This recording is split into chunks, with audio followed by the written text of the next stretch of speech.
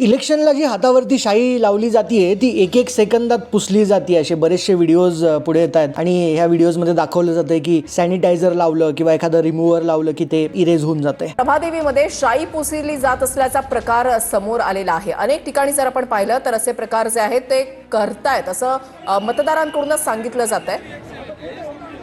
आणि सगळीकडे जबरदस्त ही चर्चा चालू आहे की ही शाई जर पुसली जाते तर काय याचा काय गैरवापर कुठे केला जातोय का, डबल वोट्स कुणी देतंय का. आता ह्यालाच म्हणलं जातं द इरेजेबल कमिटमेंट्स. ऑफिसेसमध्ये बऱ्याचदा असंच होतं की तुम्हाला सांगितलं जातं आता या वर्षी तुमचं अप्रेझल आणि तुमचं प्रमोशन हे पक्का आहे. तुम्ही वर्षभर भरपूर मेहनत करतात आणि वर्ष झाल्यानंतर ज्यावेळेस तुमच्या प्रमोशनची वेळ येते, अप्रेझलची वेळ येते, तुम्ही त्या मीटिंगमध्ये बसतात, तुम्हाला हळूच सांगितलं जातं की यावेळेस थोडंसं बजेट कमी आहे त्यामुळे अप्रेझल तुमचं होणार नाहीये. जे काय वर्षभरापूर्वी ज्या शाईने लिहिलं होतं की अप्रेझल होईल, प्रमोशन होईल, ते नंतर पुसलं जातं आणि यालाच म्हणतात द इरेजेबल कमिटमेंट्स. खरा लीडर तो असतो जो आपल्या कमिटमेंटला कधी पुसत नाही, त्याला परमनंट ठेवतो. आणि जे वीक लीडर्स असतात आपले कमिटमेंट सारखे बदलत राहतात आणि सारखं कमिटमेंट केलेलं पुसत राहतात. अशा लीडर्स सोबत आपल्या कर्मचाऱ्यांचा बॉन्ड तेवढा काही चांगला नसतो. तुमच्या सोबत कधी काही असं झालंय का, कमिटमेंट दिलीये आणि नंतर ते कोणीतरी येऊन पुसून टाकलंय आणि म्हणले की हे कमिटमेंट आता आम्ही वापस घेतोय? कमेंट मध्ये मला सांगा.